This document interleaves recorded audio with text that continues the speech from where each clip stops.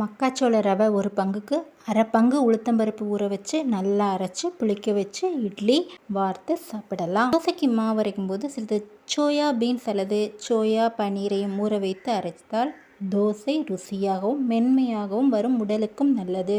ரசப்பொடிக்கு பதில் சிறிது சாம்பார் பொடி, மிளகு, சீரகத்தூள் சேர்த்து ரசம் செய்தால் சுவையாக இருக்கும். காரக்குழம்பு வைக்கும்போது புளிக்கு பதிலாக தக்காளி பழங்களை போட்டு வைத்தால் குழம்பு ருசியாக மணமாக இருக்கும். தேங்காய் துருவலோடு ஊற வைத்த அரைத்த வேர்க்கடலையை சேர்த்தால் தேங்காய் பர்ஃபி வித்தியாசமான சுவையில் இருக்கும். துவரம்பருப்பு சாம்பார் செய்யும் போது அதோடு ஒரு பீர்க்கங்காய் சேர்த்து சமைத்தால் ருசியாக இருக்கும். புளிக்குழம்பு கொதிக்கும் போது சிறிது வெந்தயத்தை வறுத்து பொடி செய்து போட்டால் ருசி அருமையாக இருக்கும். மிளகாய் பொடி செய்கையில் கொஞ்சம் கடுகு, எள், மிளகு இவற்றை வறுத்து சேர்த்தால் வாசனையும் சுவையும் அதிகரிக்கும். கொத்தவரங்காய் பொரியல் செய்யும் போது வெங்காயம், மிளகாய் போட்டு தாளித்த பின்பு கடைசியாக கடாயை இறக்கும் போது சிறிது தயிர் சேர்த்தால் அருமையாக இருக்கும்.